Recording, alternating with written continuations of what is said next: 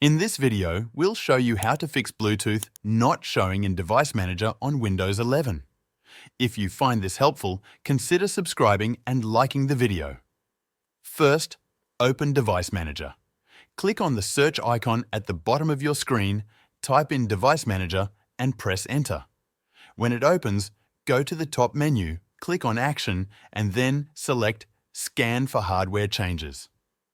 This may detect your Bluetooth device and add it to the list. If that doesn't work, close Device Manager and run the Bluetooth Troubleshooter. Click on Search again and type in Troubleshoot. Open the Troubleshoot settings, scroll down and click on Other Troubleshooters. When the list loads, find Bluetooth and click Run. The Get Help window will open. Follow the instructions to let Windows check and fix the issue. If the troubleshooter doesn't fix it, shut down your PC completely. Click the Start button, then the power icon, and select Shut Down. Leave your computer off for about 10 seconds, then turn it back on. Sometimes a full restart can fix hardware detection problems. If the problem is still there, try installing Bluetooth drivers manually.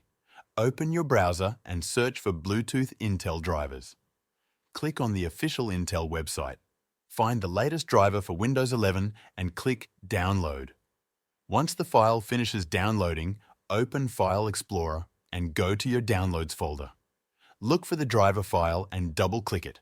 Follow the steps in the installer to complete the setup. When it's done, restart your PC. Now, open Device Manager and check if Bluetooth is showing. If it is, the issue is fixed. That's how to fix Bluetooth not showing in Device Manager on Windows 11. Try these steps one by one until the problem is resolved. Thanks for watching.